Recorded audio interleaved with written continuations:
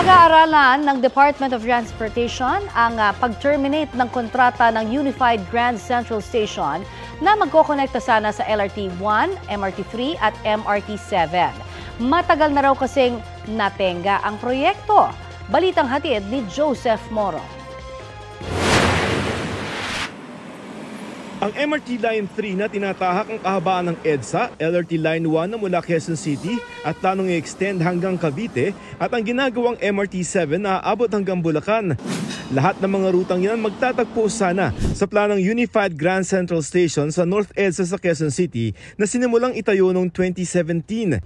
Kasama pa nga ito sa mga proyektong pang-infrastruktura na ibinida noong unang State of the Nation address ni Pangulong Marcos noong 2022.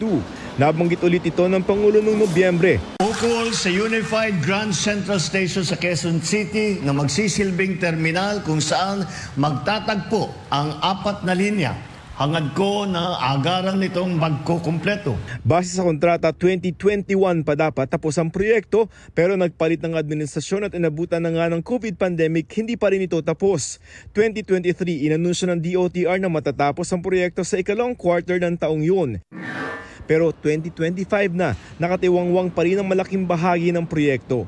Tambak ang mga gamit, bilang lamang ang mga trabahador at inaalikabok ang mga pasilidad. Agosto nung isang taon nang tumigil yung trabaho dito sa bahagi ito ng Grand Unified Station. Sayang kasi itong nakikita nyo sana, viaduct ng LRT Line 1. Ibig sabihin kung magawa na itong complex na to, dito na yung konektado yung LRT Line 1, MRT 3 and later on yung MRT 7. Ito, pag dito kayo sasakay, pwede kayong dumiretso hanggang doon sa pinakadulong istasyon ng LRT Line 1 doon sa may Parañaque.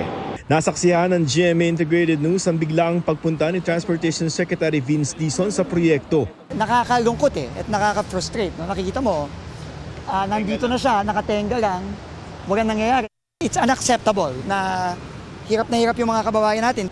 2019 pa na i-award ang kontrata sa BF Corporation ni yumaong MMDA Chairman Bayani Fernando. Ayon sa DOTR, isa sa idinadahilan ng delay ang COVID-19 pandemic. Clearly now, I think we have to study termination already at this point. Of course. I mean, isang taon na itong nakatenga. Kung simulan ulit, kayaan niya itong matapos bago ang taong 2028. Kinukuha pa namin ang panig ng BF Corporation.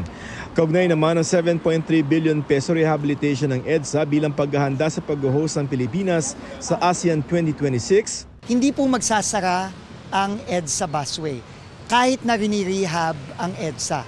Kunyari, may ginagawang portion ng EDSA.